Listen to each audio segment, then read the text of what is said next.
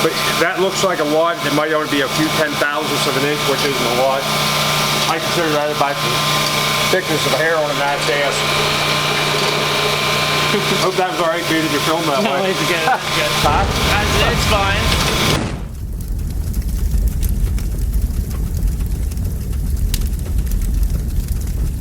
Welcome back to RAI Adventures. I'm John. Today with me is also Ryan. He's wandering around.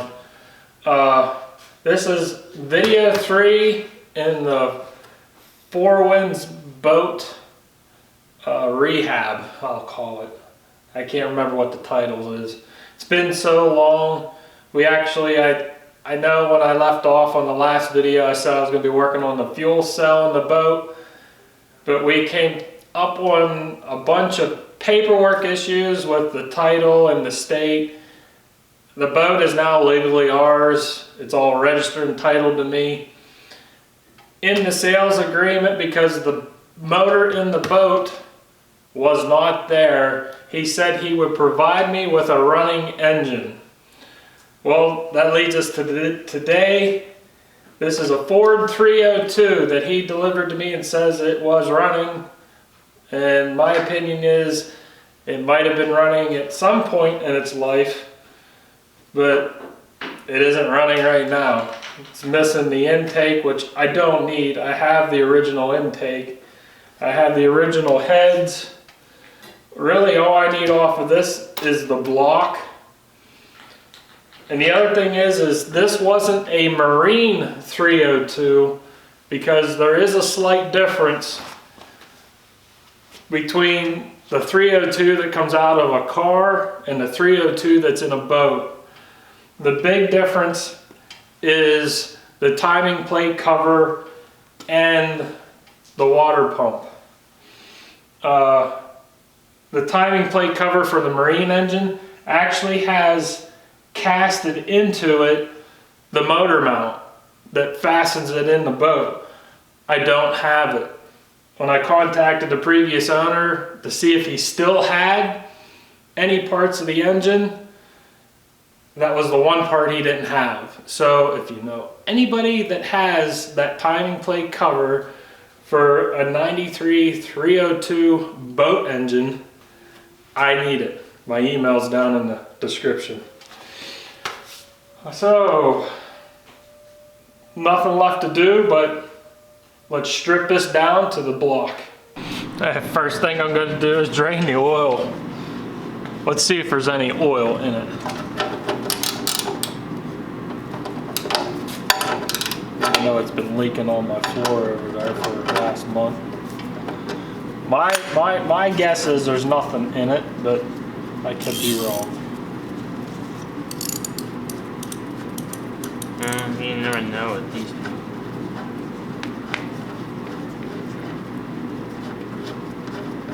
Well, there's something in it. Yeah, I figured. At least it's oil, not water.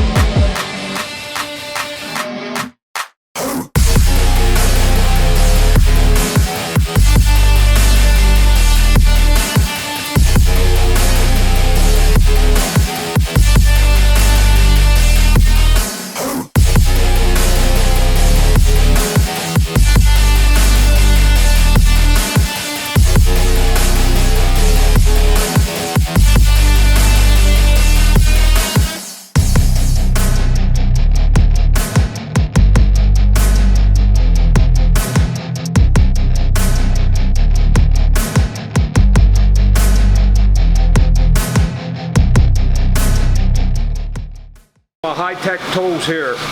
It's a fan belt. I use it for lifting a lot of stuff. Be amazed what you can lift with a fan belt.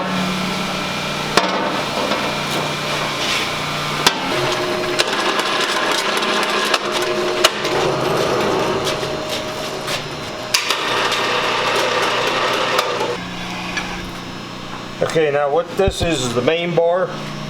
It's what the CNC centers off of, and it centers off the main and the cam tunnel.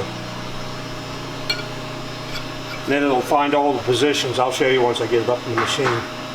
The stuff that I sold that I used to do the boring and honing with, I sold for about $10,000, and I got $250,000 in this one and that one together. But it's just a lot higher tech equipment, that's all. Gives you a better job.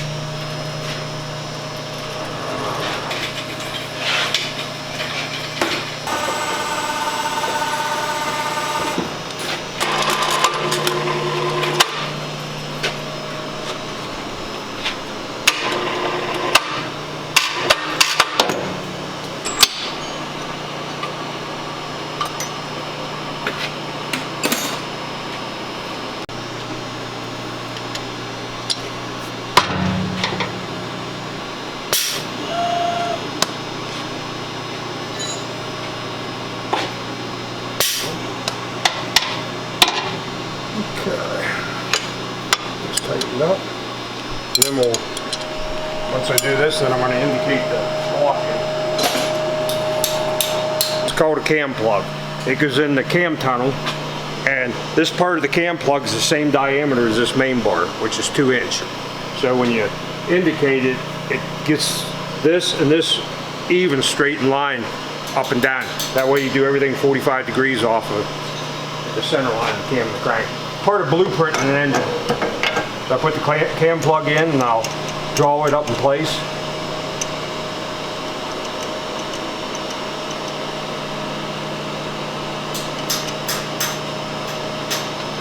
I'll grab my indicator here. What I'm going to do is zero that out on the main bar. We'll see where we go to here.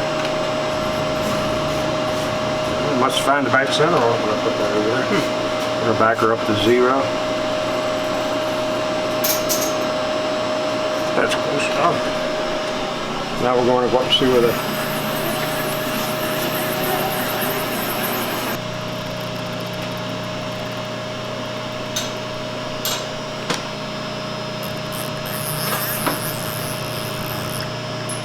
So now what I'll do is rotate that back so it's on 0 like the main bar is.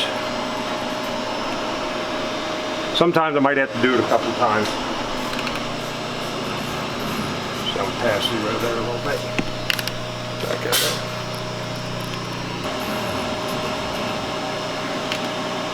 Just a little bit. Like I said, sometimes it takes a little playing around. Digital probe and a digitizer, and it'll keep the memory in the computer, so when it bores it, it knows where to bore them at. Take this out.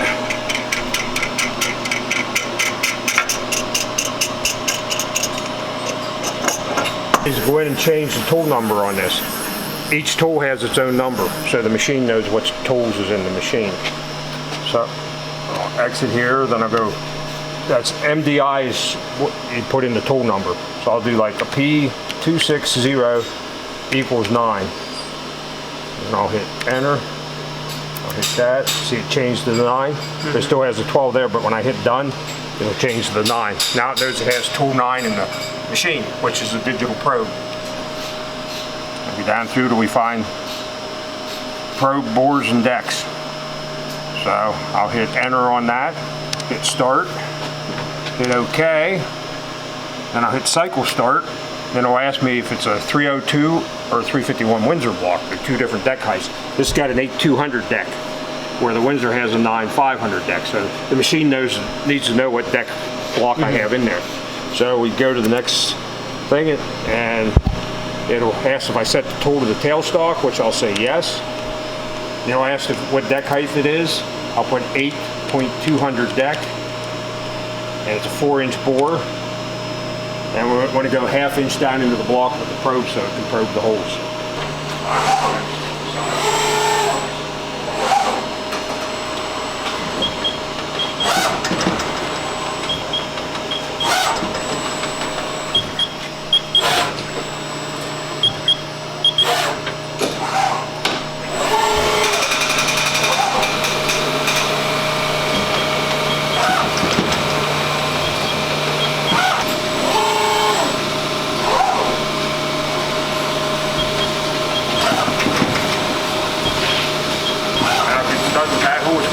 Probe the deck height. So that's where it's at. So it gets like each side of the hole. Yeah.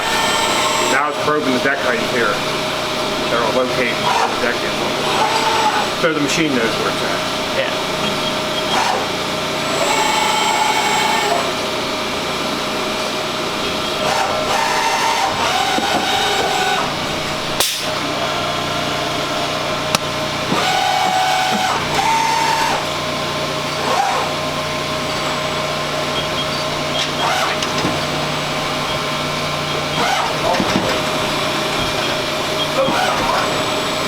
Find out.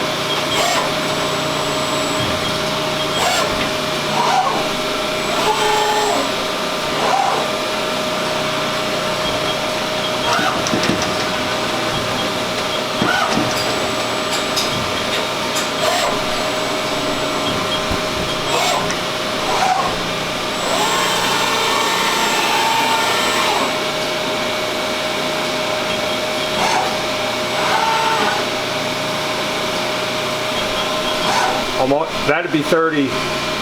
That'd be standard bore, but I'm going to take it to, well, I'll take it to 5,000 before 0. That way it lets me 5,000 for honing in it to get all the boring marks out. Okay. This is the blueprint specs on it. This is where it should be front to back. That one's within 1 thousandths and 1/10. That one's about 4 thousandths off. This one's about 3 off. This one's almost 5. So they vary. That one, the other side's 10. That's just the way factory stuff is. It's not really that close. This is the Y positioning. So when I look at this, I look to see whether I should blueprint it or let it go as is. Now this here is showing deck heights, where all the deck heights are.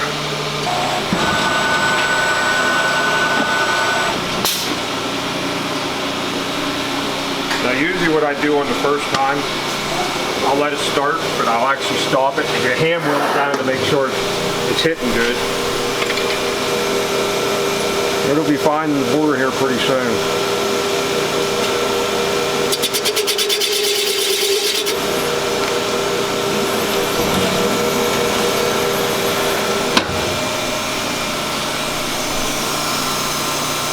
Yep, that should be good.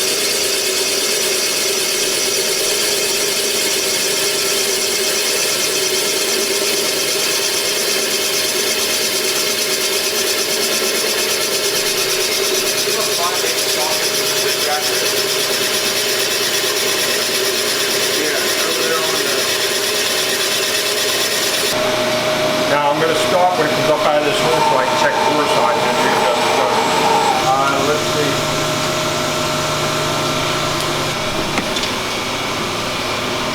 Okay, right now it shows I need 19 thousandths more to be on size, so I'll take another 14 out of it. So when it's done cutting, it'll be around 5 before the 0. That leaves me 5 thousandths in the hone. I'm going to move that. That's 10, 11, 12, 13, 14. Then I lock this back in place. That'll take another 14 thousandths out. And what's nice about this machine, if I get through and bore all of them, I want to take another 0.5 thousandths out, I can adjust 0.5 thousandths on that, go back through and hit the cylinder and keep it round still. You can't do that with the old stuff.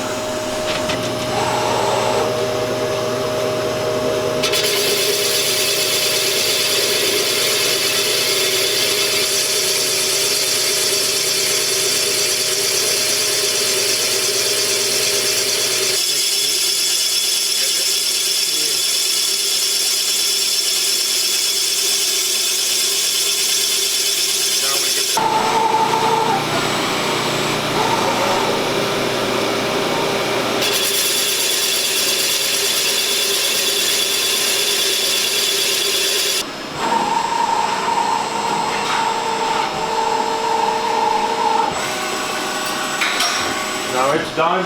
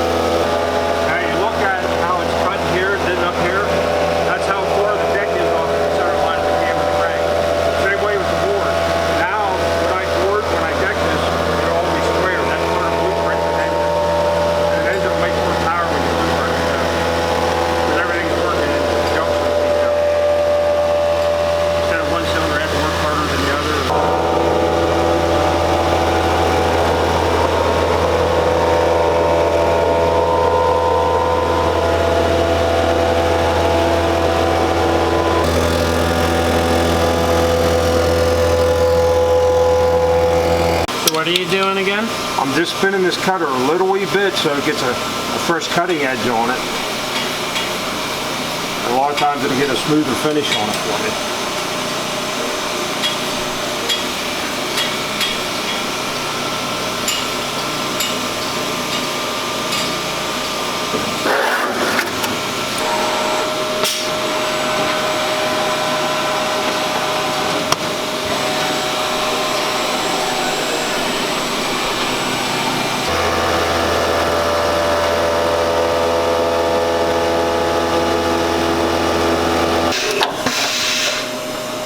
Now we're going to have to set the tool height on that, since that's a little bit different on the deck than the last one.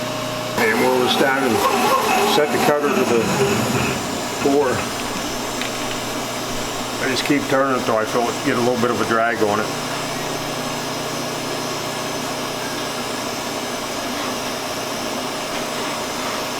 Right there. You throw chips at you. That's okay. It ain't a whole lot, but I'll throw some chips at you.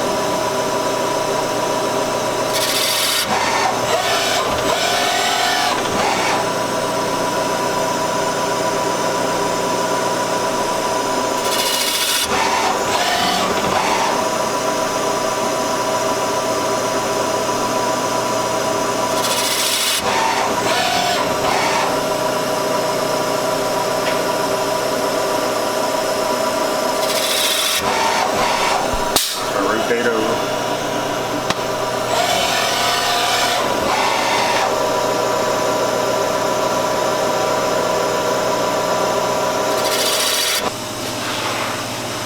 If you didn't have that chamfer, you'd have trouble getting your rings in. You could break your rings too.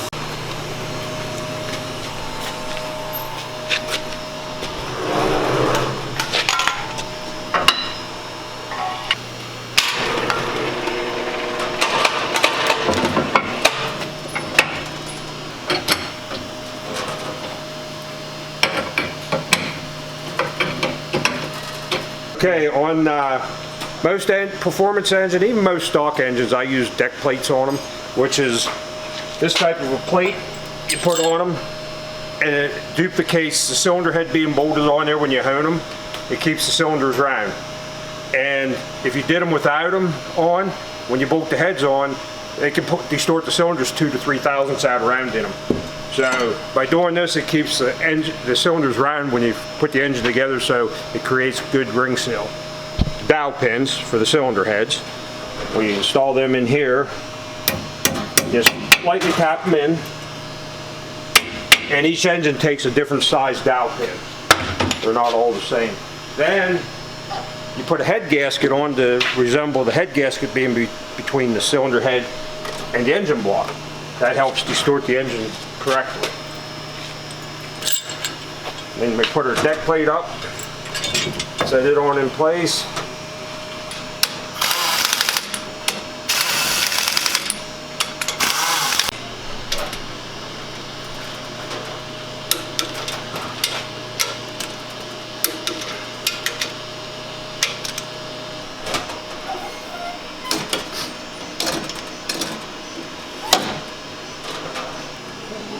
I'm setting the dimensions on here. This thing runs by itself and it'll stop when it gets the size. I did a 4040 bore.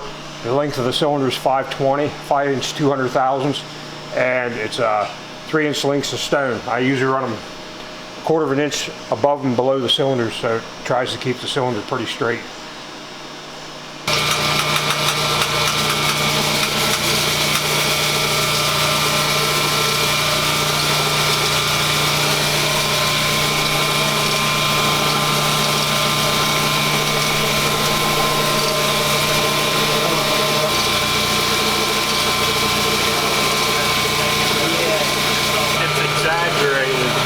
But it's showing defects in the cylinder wall. It shows where the tight spots and the bigger spots, like it shows a little tight in the bottom. But that looks like a lot. It might only be a few 10 thousandths of an inch, which isn't a lot.